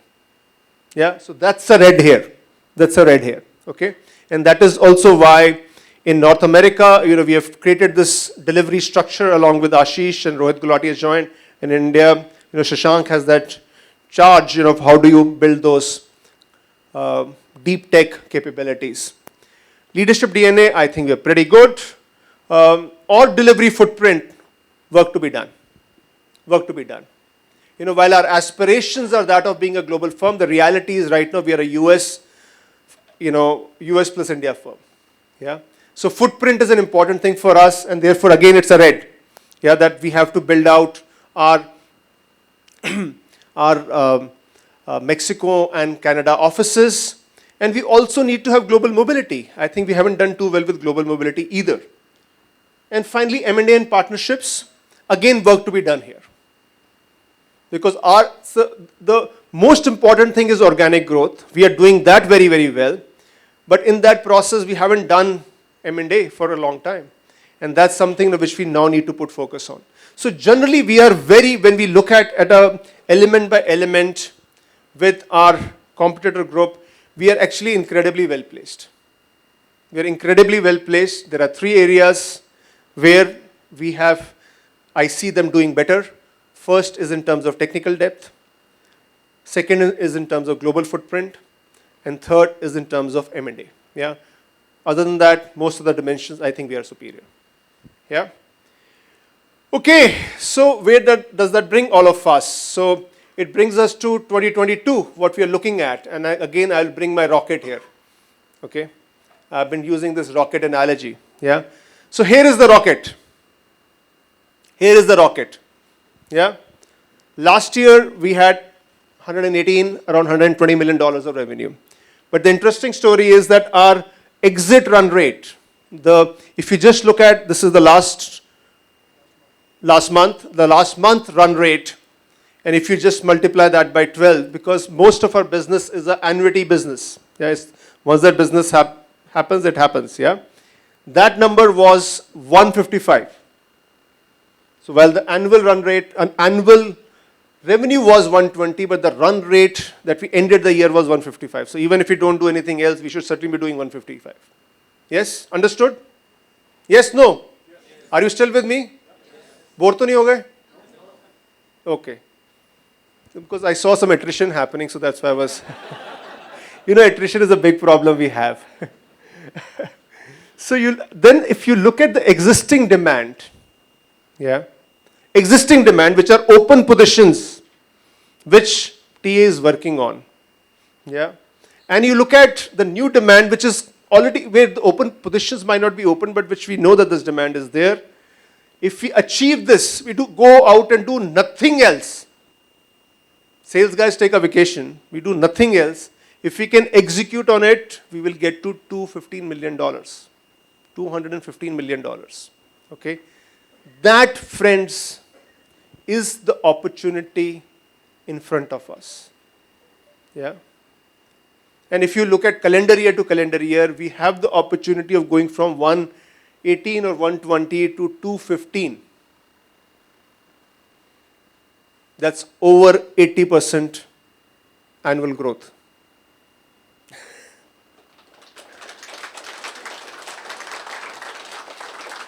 Friends, that is the opportunity of incedo. What is the gap in business? The biggest risk in business is that demand is not there. Yes? That it's new clients. How will you get new clients? Yeah. In this case, we have this demand. Okay? We have this demand.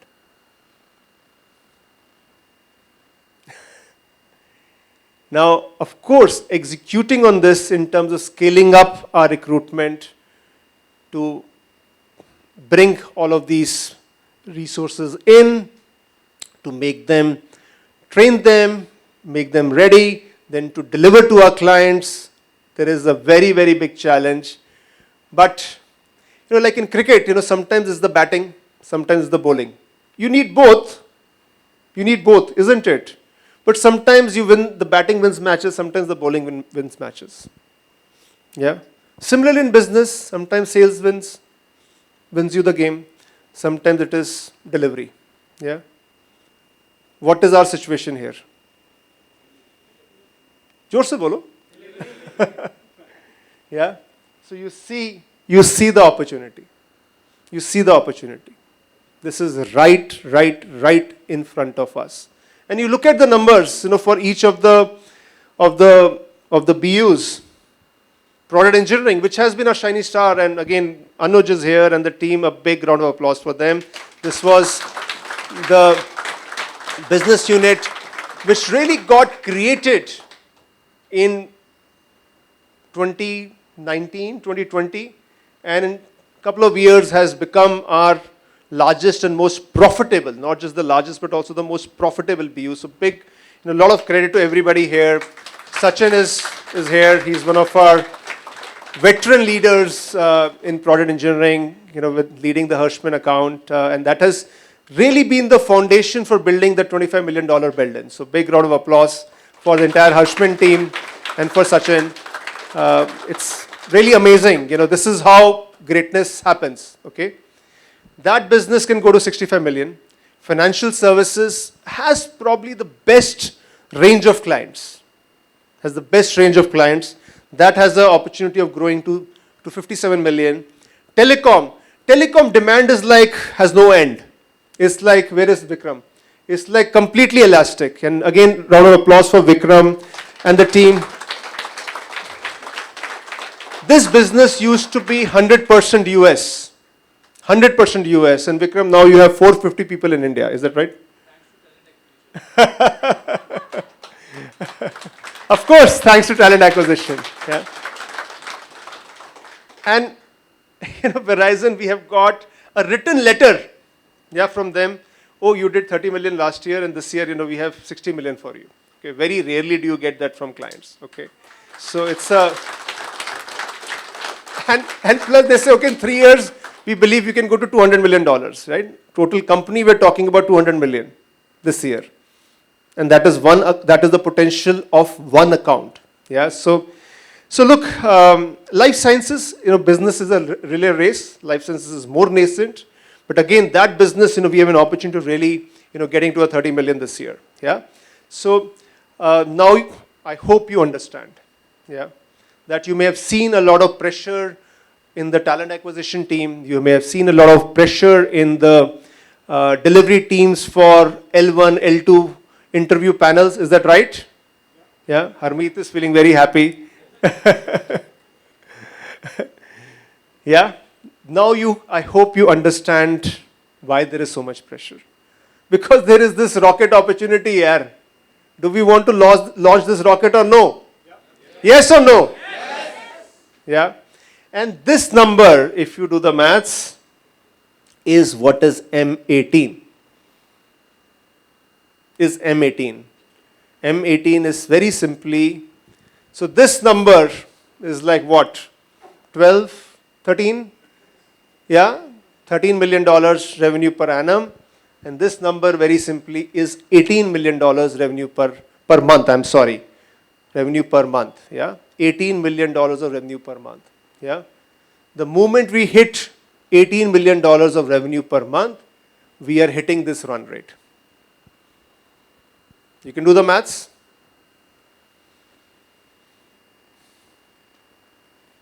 Yeah? So that is M18. And I don't think I need to tell you, all of you are very, very experienced and smart people, that, look, you take the company from a 150 million range to a 200 million plus range, you get to a different level of orbit, isn't it? The rocket reaches a different level. Do we want to be there or no? Yes. Yeah? And so therefore, there is an effort. Yeah? Okay, very simply, to close my part before I hand over to my good friend Gagan Gupta, that here are the pillars. So we have the 5 pillars and the next 2 years. Very simple points on clients are the Fortune 200, Fortune 100 clients that we had on that pyramid, scale them up. Very simple.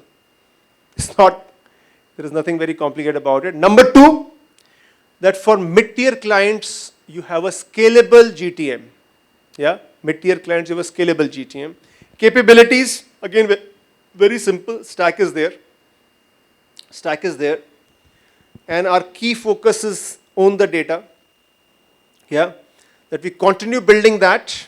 And the main point there is building out the digital engineering capabilities, which I have shared with you is relative weak point. That needs to be stronger. And then our platforms, again, the platforms are there. They are great platforms. They're already deployed in like some of the largest companies in the world.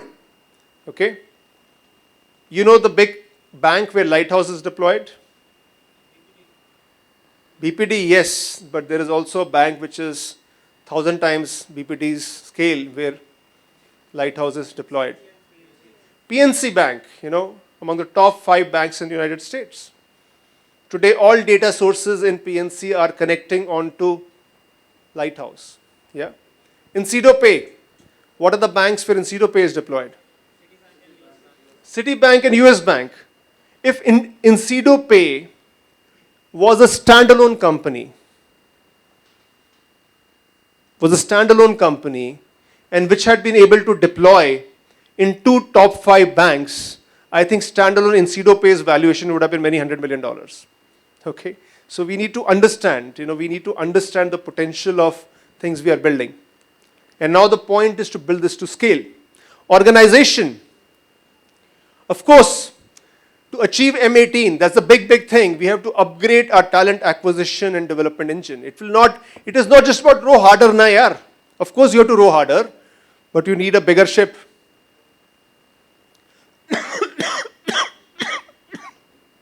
We need a bigger ship. We have to build that. What is the method and science of that? Establish Incedo way of delivery excellence. See, we generally have done a great job at delivery, but it is very specific efforts for each client. Is that right? Yeah. And now, as we scale up, we have to establish a common Incedo way. Yeah. Very important objective for us. And finally, there is still a lot to be done in terms of institutionalizing, embedding our culture. Yeah. Brand, we have to keep up with our efforts. One very important part of it is our growth in Latin America, Mexico and Costa Rica and Canada. We are trying to build a global brand, isn't it? And the global brand is not just talking about it, it's actually doing it now. So once we set up our offices in Guadalajara in Mexico, in Costa Rica, in Canada, that's when we become global. Yeah. And finally, financial performance, I already talked about it, that we have great organic growth, but we now have to build an M&A engine. We have to build an M&A engine. Financial performance is already very good, but it needs to be taken to a next level. Yeah. The growth rate potential is there, but it has to be achieved. Yeah. And profitability, I showed you, we are at 15%. It's already not bad, but we certainly have the potential to take it to 20-25%. And finally, I talked about the IPO. Over the next 2 years, we want to take the company IPO. And there is a lot of work involved in that. So finance function, how many people from finance function here? Yeah. So next 2 years, a lot of effort. I only ask you to do more work. I don't give you anything. Okay, so that's the picture. I'll come back. You can have a round of applause, please.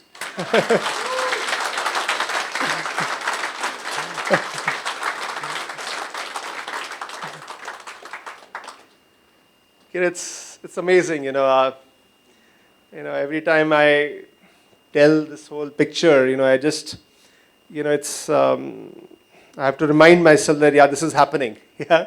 So there are 2 key initiatives that I would like my colleagues to talk about. So we talked so much about M18 and the whole talent growth part of it. So Gagan, who's our leader of talent acquisition, he probably has the hardest job in the company.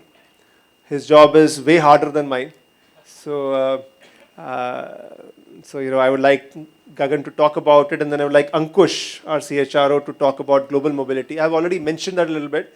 I think it's a very important thing we are doing. Also a great opportunity for everybody here. Yeah.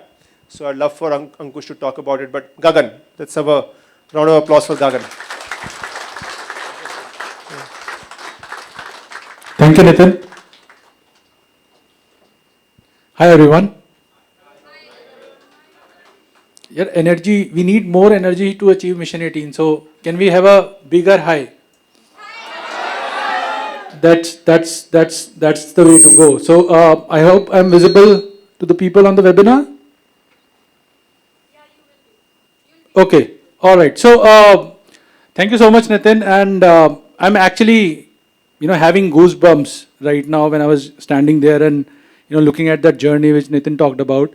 Uh, Goosebumps because I feel I missed that journey over the last 3 years. I joined Incedo last year. I feel I should have actually joined a couple of years back to be a part of this, amazing journey. But also, it's just amazing to be standing here in this office talking to all of you. And I hope that we'll see more and more people now in the office going forward. So thank you so much for being here today. Uh, Before I launch into Mission 18, one of the, in my job, I talk to a lot of people, a lot of candidates, and some of them actually ask me, how is Incedo different to other organizations? And I always tell them a little story. And I thought I'll share that story with you. Just 1 minute, bear with me. So there's this big British shoe company. They want to expand in Africa, right? So they send 2 salesmen in Africa, one to the East Coast and the other one to the West Coast. And they say, go do some market research and tell us whether we have an opportunity in Africa to sell shoes or not.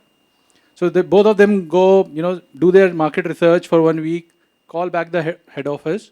The guy on the West Coast says, sir, I don't think we should do business here because no one here wears shoes. No one here wears shoes. The other guy who went to the East Coast calls back the head office and says the same thing. He says, you know what? No one here wears shoes. You have a great opportunity to do business here. So send me a lot of shoes. Okay, I'll go and sell these shoes to the people here. And I think the moral of the story is that how we see situations defines how we react and how we tackle those situations. People who feel that they cannot do anything about a particular situation act in a particular way. But people who see challenges as opportunities and really go after them are the people who actually make it happen. And I feel Incedo as an organization fits in that second category. So that story about, how did we kind of manage to grow at 25% along with improving the profitability is not easy. So I think well done to the entire Incedo family for making that happen. And thank you so much, Nitin, for your leadership to make that happen. It's not easy at all. And I think now moving from 100 plus million to 215 million, I think is the next step. And while it looks big, but no one here wears shoes. So we can do it, right? All right. So Mission 18, I think as Nitin said, one of the rockets which we need to launch in the next 3 to 4 months. Nitin talked about the dollar numbers. This table shows you the number of people we need to hire, okay, as part of Mission 18. So as you can see, we need to hire around 3,500 people in the next 4 to 5 months. That's the goal. Last year, in total, I think we hired around 17 to 1,800 people across the globe. This year, we are looking to hire more than 3,500 people, right? So we are looking to double the number of people who we will be bringing into Incedo. Now, a large part of that is India. But if you look at the US numbers, we are looking to hire 800 people across America, Mexico, and Canada. So a huge jump which we are looking to make in these 3 locations as well, which will, I think, truly establish us as a global company. So that's, I talked about the what, but how are we going to do it? Yeah, that's quite important. Execution is key here. So what we have done over the last few weeks is really looked at some of the KPIs, some of the things which will contribute to this growth. Yeah, and there are 3 things which we need to do to achieve this. One is to when we looked at the number of candidates we interview every month, where they come from, we realized that our vendor partners, whom we work with in talent acquisition, play a very, very, very important role in supplying good talent to us. So what we really want to do is very quickly engage, partner, find more vendors in the market who can work with us and supply some good talent. So our target is to empanel 150 vendors in the US And in India, we have got a good network already. So what we want to do is deepen our relationship with those vendors and make them work more for incedo. Yeah. The second, I think, quite obvious, as Nitin said, we need a bigger ship as well. So we need more recruiters. If we are looking to hire, 3,500, 4,000 people this year, we need to have more recruiters in the talent acquisition team. So we are ramping up the team. We are adding, one of the things I think which we did not do over the last 3 years, which we want to do now is have recruiters sitting in US, have recruiters sitting in Canada and in Mexico. Yeah. Earlier it was all driven by the team sitting here. I think what we want is a global footprint for talent acquisition. That will really up our game. So we are already hired 3 people in US, 3 recruiters. We are looking to hire 10 more people in the US. We have 3 recruiters in Mexico now. We are looking to hire a couple more there. And we are hiring actively in Canada. So once we have the recruitment team in place, along with the India recruitment team, we can really go after these numbers. Similarly, in India, we are looking to increase our number of recruiters here as well. And the third thing which we need to do very clearly is we'll need to do more interviews. If you are looking to hire more people, you need to do more interviews. So, obviously, interviews are done by the delivery teams, the business teams. So we will be coming to you guys asking for more panelists so that we can really quickly do interviews and bring people in. Yeah, this is not something which we want to do and achieve in next 12 months. This is something which we need to achieve in the next 4 to 5 months maximum. Yeah.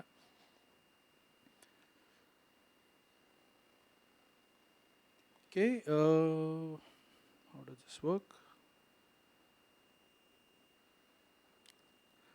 Right. But I think the real question for all of us here, I talked about what do we need to achieve and how will we achieve it. But the real ask here, the real humble request here is how can all of us here contribute to this growth story? Yeah, it's not just something which talent acquisition team can do on their own. All of us here will need to actively participate, think about Mission 18, and find ways to contribute to it. We cannot do it alone.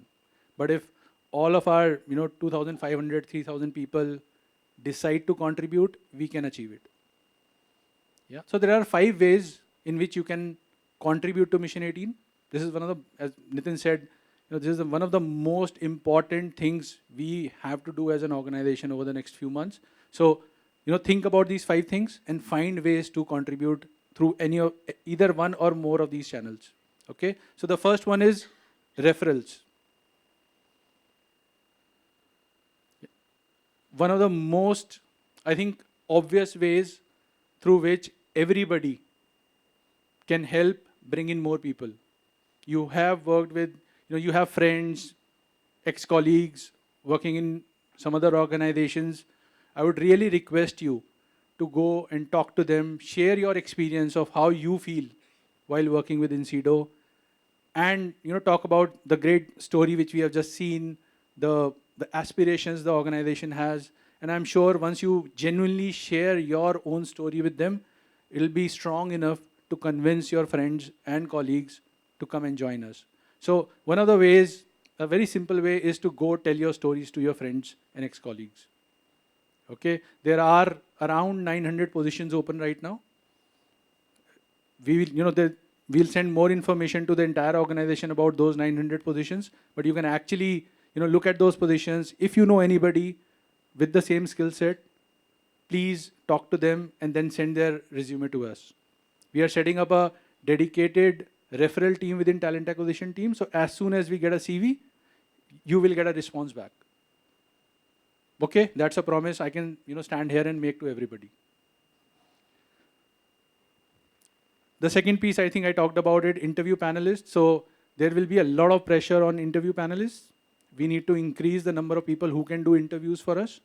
So if you feel you have the skills, and you want to be an interview panelist, please talk to your managers, reach out to talent acquisition team, tell us about your experience, your expertise, and we'll include you into the interview panelists as well.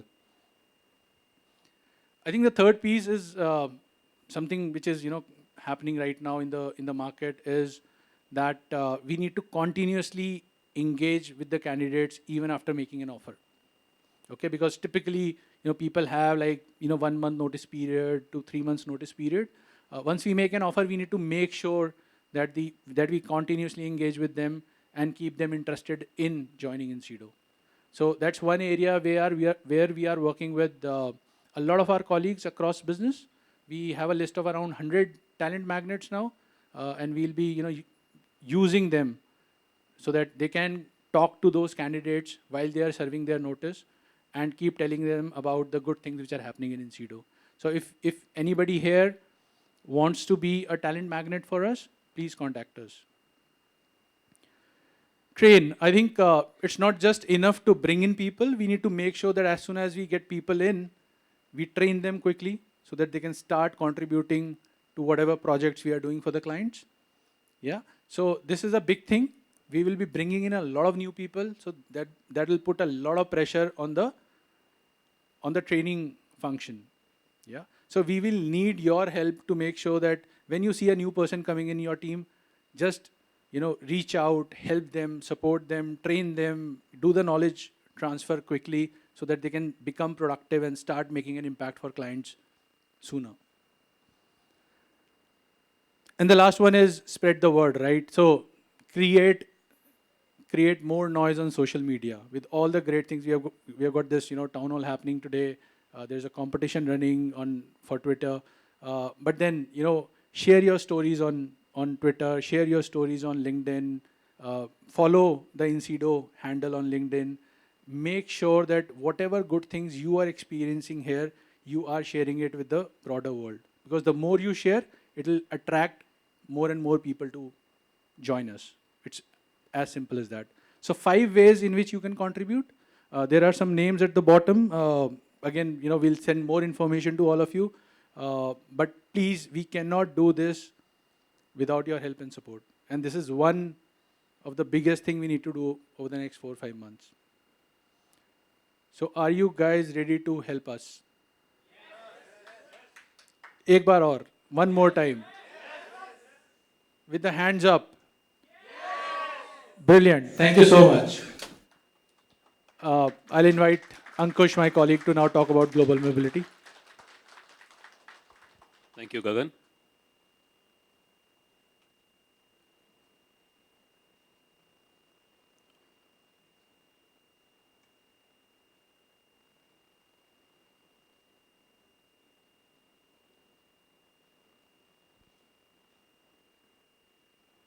Good evening, everybody.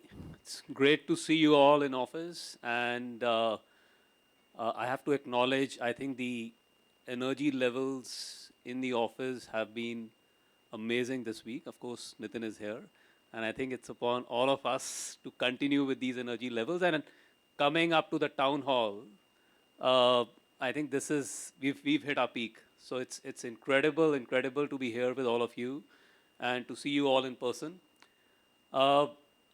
The reason I am here, the topic I'm covering is Global Mobility Program.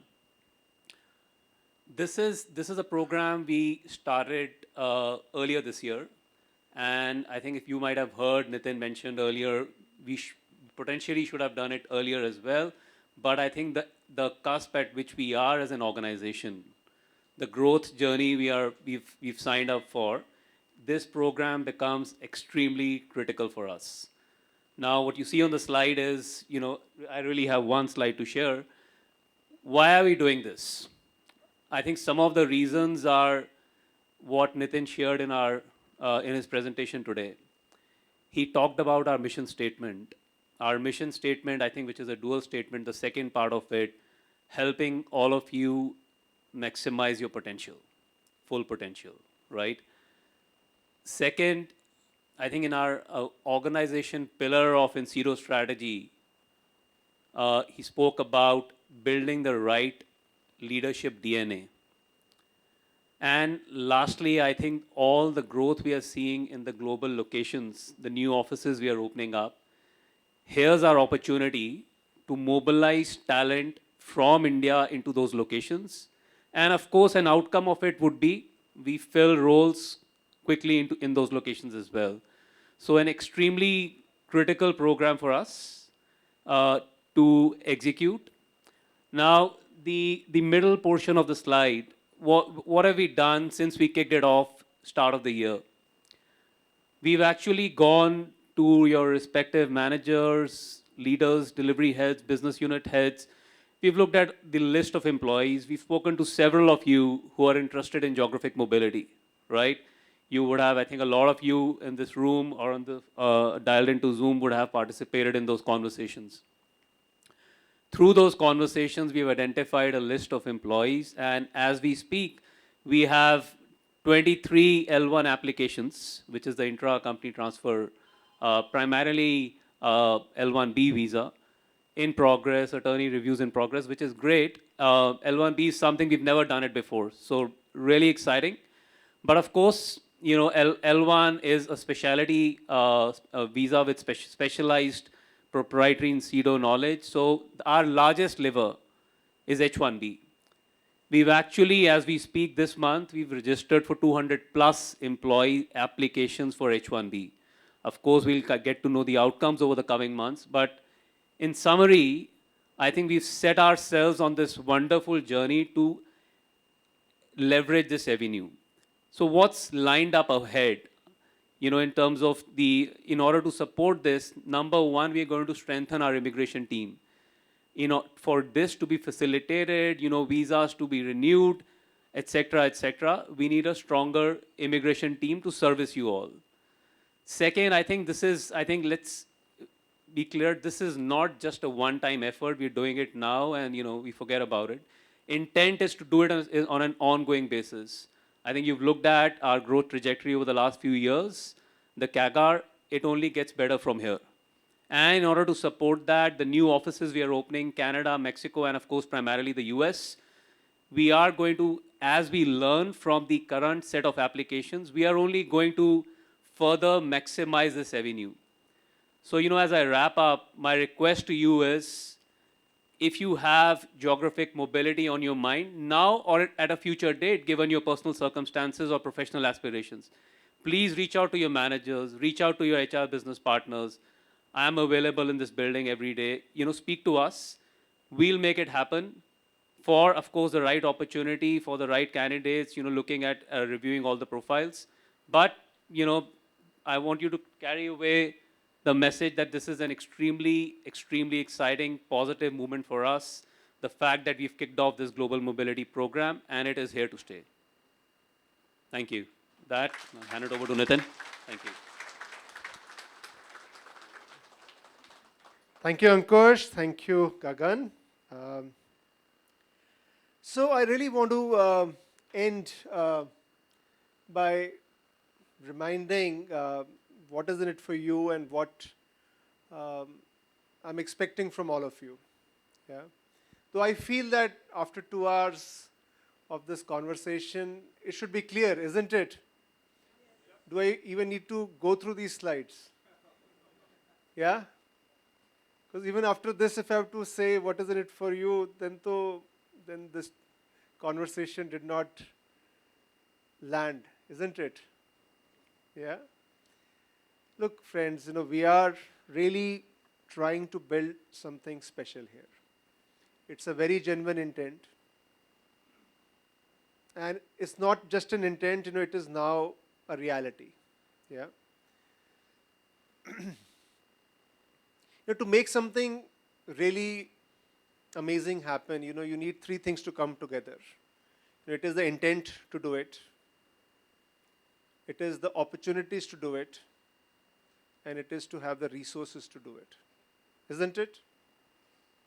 Because it's a combination of a thought process, but it is also then a practical how you achieve things. With incedo, we have all 3 coming together. We have the intent. Not every company has the intent of being world class. We have the opportunities, we have the client profile, we have the leadership DNA, and we have resources. We have the capital. Yeah, we have a lot of the resources required. Yeah. So we are we are really on the, I would say, cusp of history. Yeah.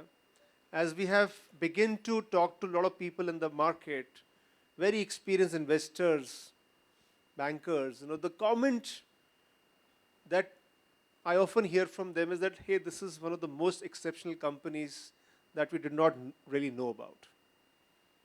Yeah. I think that is where incedo is today.